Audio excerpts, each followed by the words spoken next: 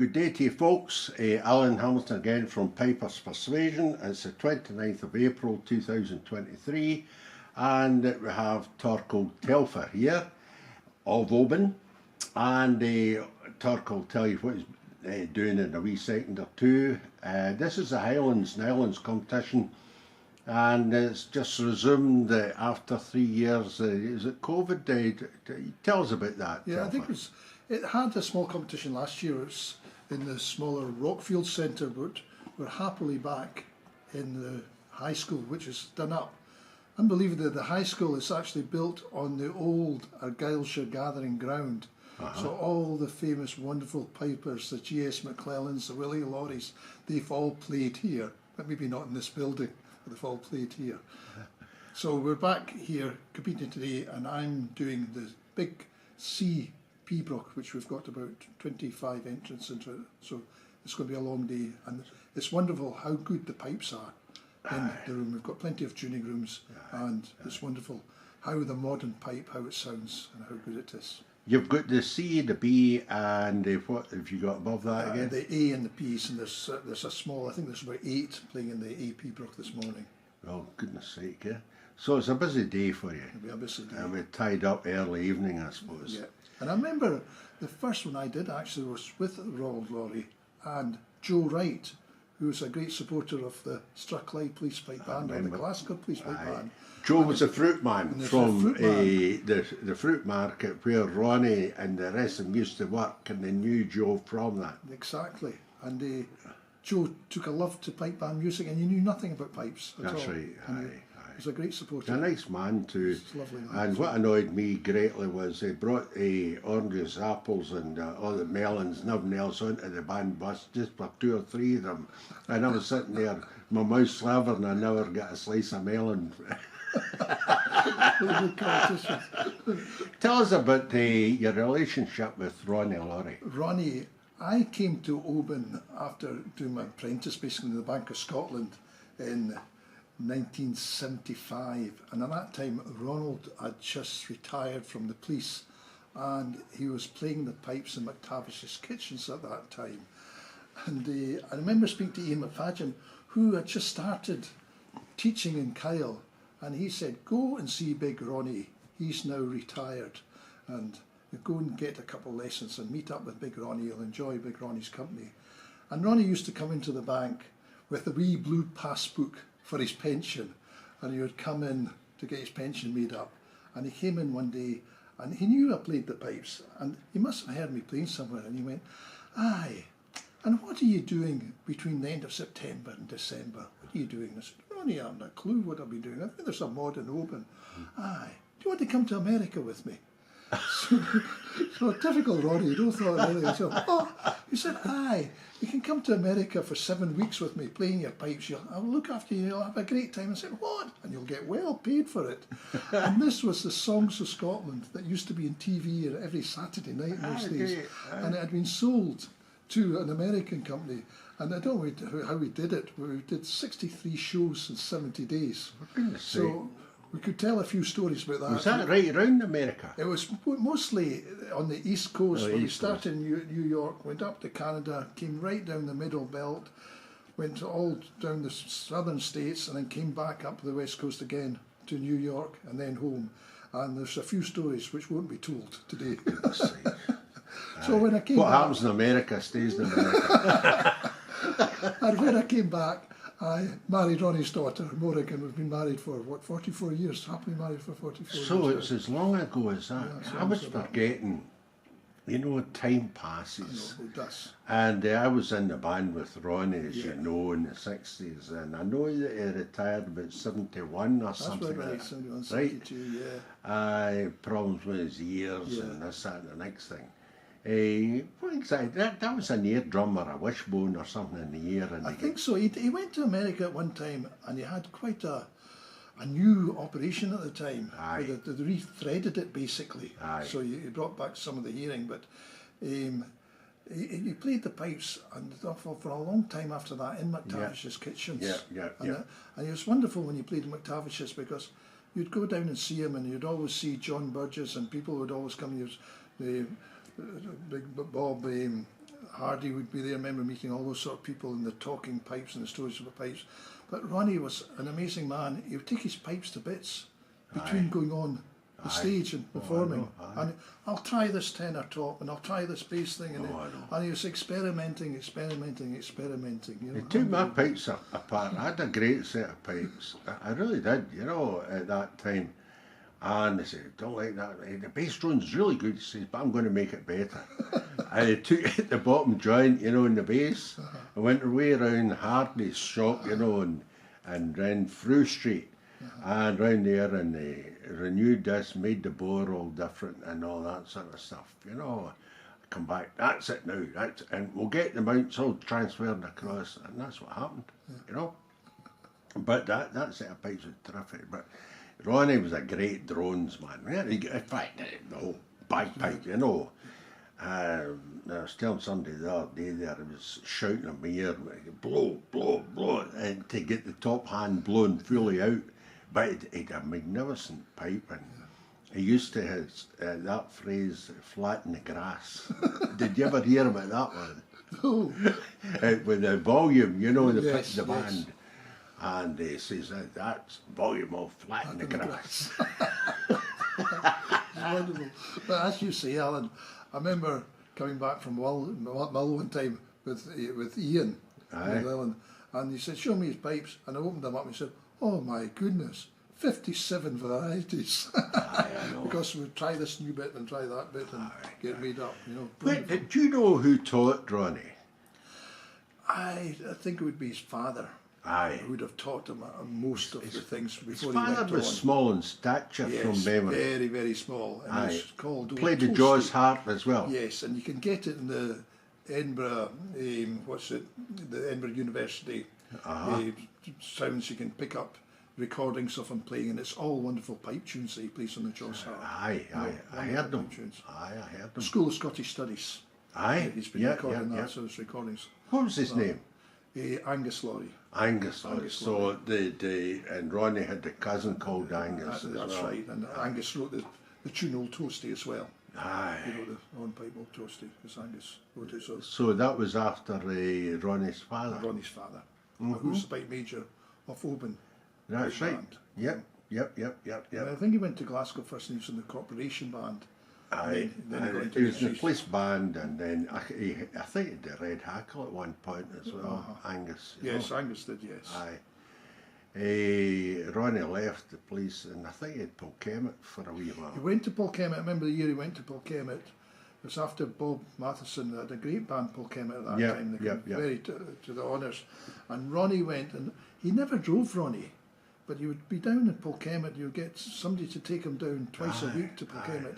And they survived that season quite well. I forgot that Ronnie didn't drive, you know, because in common with most of us in the 60s, very few of us drove our own cars or anything like that, you know.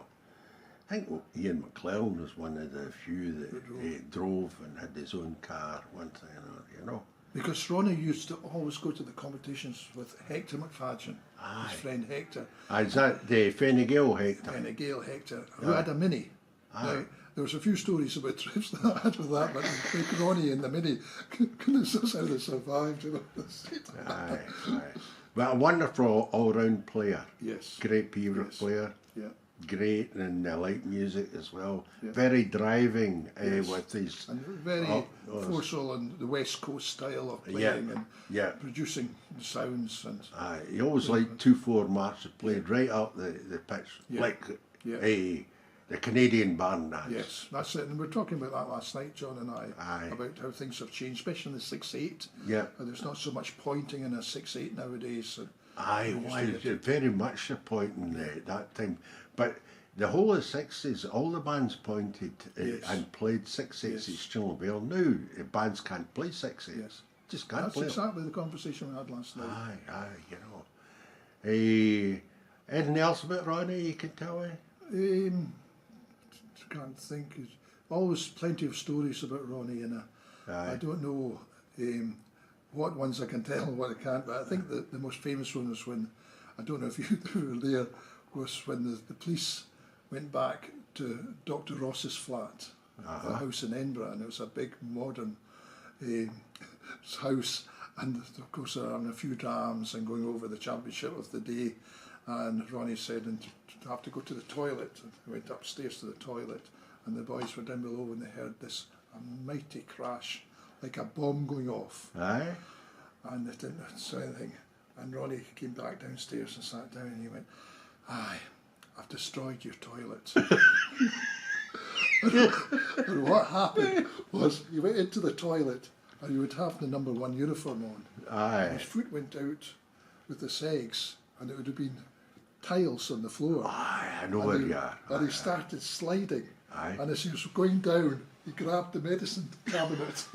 So the medicine cabinet was pulled off the wall, but he kept on flying, and he smashed the WC in bits as well. And he just sat down there and said, "Aye, aye." That's one of the few stories. And I heard another wonderful story. I think it was, you might have been there again with the police, was it Stirling McMurtry? And the police always had a fantastic big bowl of soup, big cauldron of soup, of red that's right. tomato soup. Yep. That somebody explained it to me, it looked like red paint. Aye, it was made in the kitchen at headquarters along with the sandwiches, and you used to pick it up at St Andrews Square. And Ronnie was having a conversation with the lead drummer at the time at the front of the bus. Aye, Connell. And Colin and Stirling. But Murchie came back, and he was always immaculately dressed. And Ronnie turned round the same time as he passed, and he went flying down the 3 steps of the bus and landed on the soup. Head first in the soup, but it was so bad that the hairy sporran was even dripping. And his face was covered it up. And he went up to Ronnie, and you can imagine what he said, "You big," he said to Ronnie. And Ronnie just looked at him, he said, "For goodness sake, what happened to you?" And he picked up a newspaper and started wiping him down. Oh dear, dear. That was it. He's a bit of a legend, you know. He was quite a showman, really, you know. Oh, very much so. He was on stage and everything else, and quite a guy. And he loved the Americans, you know. He loved the Americans, he could yes. really show off in front of them. I remember him playing, we're going in Italy, going down to off the top the cliff where the hotel was, in this bus, along with the American Sixth Fleet Band, and all the boys to tune up, you know, the pipes individually before we got off the bus and just played. Yeah, cool. And so Ronnie's tuning up and he's playing the Hills of Montezuma. Ready to go, eh? John Wayne. Brilliant, Alan. Brilliant. So, some guy, and really it was because of Ronnie not being able to leave stories and platforms such as Pipers'Persuasion. The Persuasion, I really need to do something about capturing stories about the various folks. So, because of him and John Burgess and folk like that, That's disappearing off the map, you know. So, anyway, we've managed to capture the flavour of Ronnie today. Moving on swiftly, you have had a long period in association with the Gaelsha Gathering. What did you do with them? The Gaelsha Gathering, I think I started through Ronnie again. Now, I could have started earlier, but Ronnie got me a job in one of the shows in Oban. Oban had always great shows, and This is Scotland. It was a David Webster show with Kenneth McKellar that was on it. And the money was really handy when we were first married. But as time went on, I started helping out at the Gaelsha Gathering, and it just grew from there. And I think it'd be about 85 I started. I remember Fred winning his medal. I remember Rab. I remember meeting them at the Station Square before the Grand March, and I remember Rab Wallace coming up to congratulate Fred, who had won it. Fred was actually first on. He came on just in time before he was disqualified, went on stage and played and won his gold medal. And the next day at the Station Square, Rab came up and congratulated him, which Fred said should have been last year. And Rab Wallace, you wouldn't remember saying this, said, "You're right." Rab had won it the year before. It's been amazing times meeting all the people in the Gaelsha Gathering, all the pipers as they come through, and although it's been such a long time, nearly 40 years. But what was your position with, tell the folks in the camera if what you did for the Gaelsha gathering, stewarding, And etc. stewarding, first of all, on the day, whatever competition you got, and latter it became to organise more of the stewards. And I think it was nicely described by Stuart Letford in one of his magazines that I was the first non-member of the gentry to become a steward of the Gaelsha gathering, and I thought that's lovely. And I've been actually piping steward for the last 8 years, which has got a lot going for it. And things, Oban is difficult. We're not lucky enough to have an eating court, but we have various halls that we have to use, and I think a lot of people enjoy. Just tell the Oban. folk what halls you've got. Well, mostly we use the Corran halls as the main centre. We've now got the Rockfield Centre as well, which we'll use about 2 or 3 places for playing in that. The Corn Halls, to just reflect on that for 10 seconds, Yeah. that is that a public hall or what? It's a public hall, the Corran Halls. It's probably wrong to say it, but it's probably in this modern age past its stage slightly. Yeah. It's got one main hall, and it's also got a small theatre which you use for the gold medal and for the senior Pibroch. Yes. Now, as things go on, one of the problems we have in the senior Pibroch is we're allowing 2 people to come in each year because it's open to gold medal holders, winners. So it's more likely Your numbers are building up. building up because the winner of Inverness and the winner of Too Oban many this year. folks staying alive. And we'll have to, not enough parrots falling off the perch.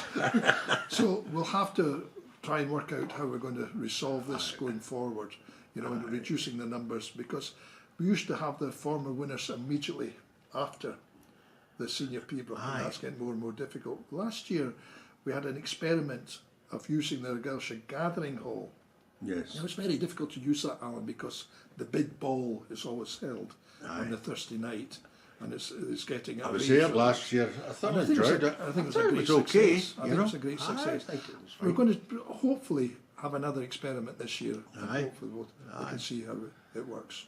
But it's a lovely. So, are you still in charge of stewarding this year then? This year is going to be the last year. I've done it now for 8 years. Aye. It was originally a 3-year I knew you were post, thinking about and it's turning over. Then it went 5 years. I was going to give up a couple of years ago, and Jimmy Mellor was going to be back to do it, but he couldn't do it. He had, for various reasons, couldn't manage. So I've continued. So I've done it for 8 years, and I think it's a job that it should be turned over. You should. Now stick to you've a job got like that in the weddings, the indoor competitions, and you've described that, and the various grades that go on, and the main competitions and the weddings. But on the Thursday, it's entirely different. Totally different. Discuss what's going on for the folk in Hawaii, South America. Yeah, I think one of the greatest things about the Gaelsha gathering is the march to the game. And now we have the pipers leading the members of the Gaelsha gathering and the public all the way up to the park. And as they enter the park, the play, it's Willie Laurie's tune, the Gaelsha gathering. Yes. And it's always a wonderful sight, hearing the mass pipers coming in. And it's tremendous how many pipers are worldwide that they come to their Gaelsha gathering. Yes. It's truly. And where is the field again? Describe It's it. at Mossfield Park. And Now, it's this up is to the back end of the Oban. back end of Oban. It's the main shinty pitch in Oban. Yeah. And we take the part there where we do the Kjol Bake, as we call it. So we have the Kjol Moor, which is the Pibroch, on the Wednesday, and the Kjol Bake, the lighter music, on the Thursday at the games. And that takes in the various grades. You don't have C grade, is that? We don't have C grades. No, but you've got open, and A and B, Bs, yes. and then we've got march. You get Spain reel. If you got hornpipers, it's No, just we've got a jig competition. A jig competition. That's a big, long competition, and I don't know how it can be judged. It goes on for a fortnight or something. and they take longer tuning the pipes than to play the tune. The unfortunate thing is it's wide open. Yes. And there's no hiding place from the weather because it's That's quite it. high up there, Yes. and if it's an inclement day, it's an exercise in frustration, really. We've been lucky. Aye. There's one year, about 5 or 6 years ago, it was horrendous. Yeah. It was terrible, terrible cloudbursts. But most of the years you get it not We've too been badly. not too bad. But it's the traditional outdoor games. Aye. And the games are going on, so there's other distractions. But we've got a football pitch annexed to the main pitch, which we've been using, and we're still experimenting how to use that to the best, and we're working on that. Torquil, I read a book once that their Gershard gathering was inaugurated a way back, beginning of the 20th century. It's the 150th year of the Highland Society Gold Medal So, what year do you this write year. this? So it's 1871, Okay. I think it started. And also read that all the hoi polloi, if you like, come in their sailing yachts Yes, into Oban Bay. yes, The ones that go to Cannes Film Festival now. yes. They don't Very come much to so. our Gershard guy, they go to Yes. Cannes Film It was Festival. very, very much. And they like come that. here, and that's why all the big hotels, the big red sandstone hotels were built. Is that correct? I would say it's got a lot to do with it, and of course a lot to do would have been the Duke of Argyll's son marrying Prince Louise.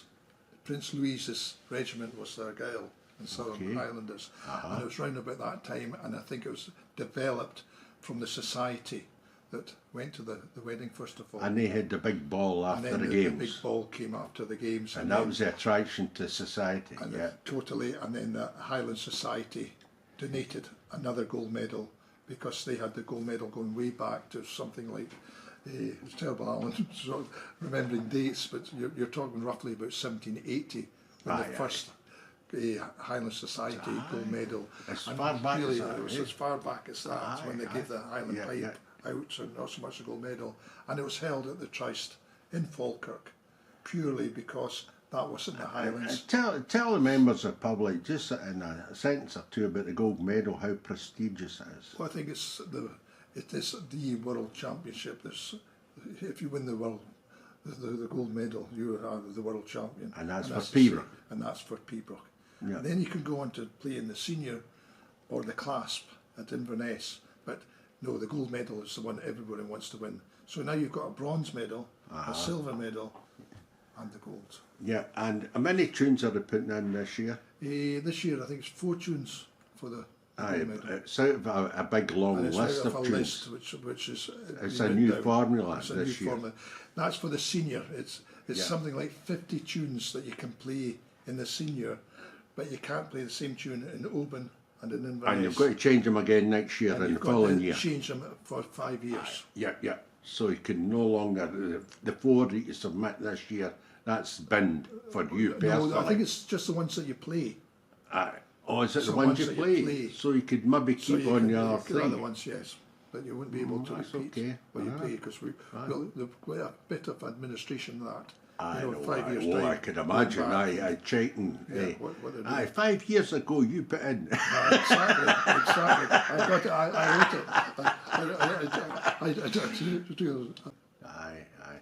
But there's quite a lot of pressure on guys to produce, and but it's, I would say the judges are very good at trying to relax the people who are playing, you know. Yeah. Thank you. The only other thing I was going to say Yeah. was the Isle Mull Why competitions. I'll fit that one in. Right? And that was a lovely piping games competition. It was a very, very small one. Yes. And it was a very thing to have there's usually about 10 people roughly that goes out to the Tobermory, Aye. long way up to play. There's always good pipers playing it. It's relaxing to play, although there's plenty of competition. And I think there was one year, it was quite funny, the Inverary pipe band was starting up as a grade 1 band, Yeah. getting a good strong band. And I got a phone call and it said, sorry, we missed the bus, but could you hold the competition open for us? And I said, oh, he said, well, I don't know if we can. Well, we hold it open. I've got bad news to go. We missed the second bus as well. We missed it. And I said, well, there's no way I can keep the competition going. Right? We can't do it. No, you'll explain what happens. We'll explain what happens. Don't disqualify us yet. So I said, how are you going to get here in time to get played? And what happened, the Inveraray Pipe Band had booked their own private boat to take them all the way out. Jeez, oh. You know, to play out. Aye. And Stuart was there, and they're a whole lot playing for them, good players. And this passed over the boat by Karl Mark, the Isle Mull. Aye. And here they were playing the pipes, playing I See Mull as it's flying past this powerful boat. Great. And they came in, and all the money that they made, you know, winning the prizes, and they're all such good players. Aye. Put the money together, and they had such a lovely, lovely time. That's and it was fantastic. great. Aye. Going to a competition, and yes, you must worry about playing about it, but you've got to enjoy playing as well. I used to play the Tobermory games when I was younger, and I remember it's some glorious weather up in the golf course, and you're playing the Piebrook, and you're looking out from the Piebrook platform right across the whole of Tobermory Bay, and I can see in my mind's eye wonderful mountains just enclosing the bay, and if you can't play pipes up in that setting, you can't play pipes. It's wonderful. You know, absolutely wonderful. Wonderful. And yet another day to play Piebrook in a bell tent because the wind and the rain was lashing. Yes. And then I had to go up on a platform, and Ronnie Laurie was judging and was peering out from behind the tent flap. Wonderful. Wonderful. Yeah. And the wind was blowing us horizontal, you know. That's Scotland for you, you know, and that's the Highland Games, but it's never boring, is it? And I remember Ronnie telling me himself and John Burgess were there, and it was such a beautiful name, and I think they were going to write a tune of something like The Most Beautiful Plateau, because it's beautiful, the high ground is up at the golf course. It's absolutely gorgeous. Yes. And it's lovely to come back. I remember being with John Wilson, with Rab, and going down, and the Cayley starts, and Bobby McLeod's son Robert was playing, and the style of playing the accordion, and what we were talking earlier about the pipe way that they played the accordion, fantastic, you know. Marion and I had our honeymoon in the Missionish. Did you really? Aye. Wonderful. And Bobby played a tune for us along with Piebrook, you know, the fiddler. Yes, Mackenzie, yes. So wonderful times, and there was Jack Johnson, the butcher, and his son come along, you know, and they joined our company. Wonderful times indeed, fantastic. You know. The Missionish was a source of a lot of fun after the games. I believe Bobby McLeod was a piper. He was a great piper. He was a great piper. I think that's very, very good player. Where a lot of his learning of tunes came, and the pointing of tunes. His wife, the Glasgow Police played at the South US Games, North US Games, come down the Thursday, played at Tobermory Games, and we played at the games up the hill and competed, all that sort of stuff. Come back down, played right down the hill, and we were in front of Missionish. Yeah. And Bobby's wife come out, and you know, from being there with Marion and all that, and she had entertained Willie Fortune to a breakfast first thing in the morning, you see, in the kitchen. And she come out and I gave her a nod. I says, what tune do you want? She says, play Caberfrey. He doesn't like it. And this is Bobby McLeod, he Caberfrey. And we didn't play it as a band, but I shouted to Big Ronnie, Caberfrey, and everybody just said, we just played it. Caberfrey. Wonderful. Absolutely wonderful. You know, in the march, absolutely